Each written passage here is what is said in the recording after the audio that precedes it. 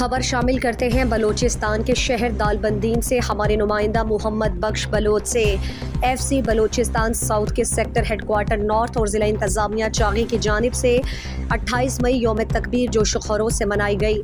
इस सिलसिले में फुटसाल स्टेडियम में रंगारंग तकरीबात मुनक्किद हुई, जिनमें आतिशबाजी, महफिल मौसीकी, बलोची, दो चापी समेत दिलचस्प फुटसाल मैच भी खेला गया। तकरीब के आगाज़ पर कौमी तराने की धुन बजते ही तमाम शुरका एहतरामन अपनी अपनी जगहों पर खड़े हो गए। यौम तकबीर की मुनासबत से मुनक्किदा तकरीबात के मेहमान खुसूसी सेक्टर हेडक्वार्टर नॉर्थ के कमांड थे।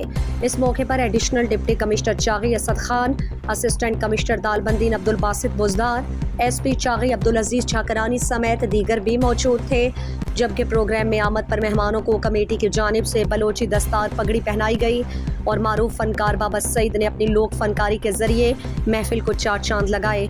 इस मौके पर मेहमान खुसूसी और दीगर मुकर्ररीन ने कहा कि आज 28 मई 1998 को यौम तकबीर पाकिस्तान की जानिब से मुल्क भर की तरह ज़िला चागी में भी एटमी धमाकों की खुशी में जश्न मनाया जा रहा है।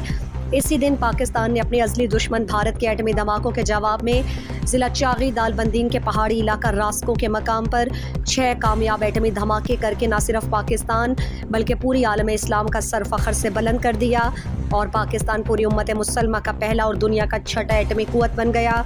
इस मौके पर लोगों ने पाकिस्तान जिंदाबाद और पाक फौज जिंदाबाद के फलक शगाफ नारे लगाए।